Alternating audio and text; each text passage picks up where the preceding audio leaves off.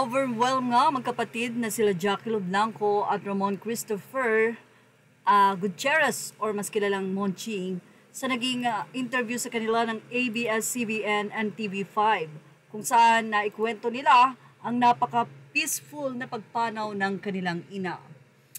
Anyway, she died in her sleep, which I'm very thankful for because hindi na nga siya nahirapan. Ito nga ang naging pahayag ng magkapatid na sila Jackie Lo Blanco at Ramon Christopher Gutierrez hinggil sa pamamayapa o pagpanaw ng kanilang ina na isang icon, especially sa napakagaling na pag-awit na si Miss Pilita Corrales at ang tinaguriang Asia's Queen of Songs. Naging emotional nga si Jackie Lo nang tanungin kung ano ang mensahe niya sa kanyang ina. Hindi niya nasabi noong nabubuhay pa ito, pero ayon nga kay Jackie Lo, halos lahat naman nasabi niya. Kaya eto na lang. Nasabi ko naman siguro sa kanya lahat, sagot ng aktres. Pero just to tell her how much I love her and to thank her for everything and to tell her that I will continue to honor her by the way I work, by the way I live, by telling people how wonderful she is. I will miss her so much. I will miss how wonderful she smelled so good. She always smells so good. Yan ang naluluha na pahayag ni Jackie Lo Blanco. Well, marami nga talaga ang nagulat. Siyempre, ang nalulungkot dahil nakakamiss naman talaga ang isang Pilita Corrales. Si Pilita ay hindi lamang singer, kundi gumaganap din siya sa telebisyon. Karaniwan sa kanyang pagganap ay ang pagiging komedyante.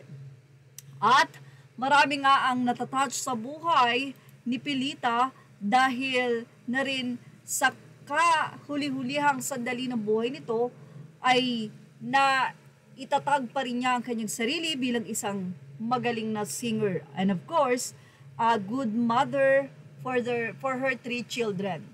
Si Pilita Corrales po ay may asawa. Ayon na rin yan sa kwento o pahayag nila Jackie Lo at Ramon Christopher sa naging interview sa kanila ng ABS-CBN na ayon nga sa kanila, tumawag sa kanila ang asawa o anak na ang kanilang kapatid sa ina na ang kanilang ina nga ay pumanaw na 2:00 ng madaling araw. So nung tumatawag, medyo nag-alala na nga si Jackie Lo dahil yung ganung oras ng 2:00, ibig sabihin importante and very urgent.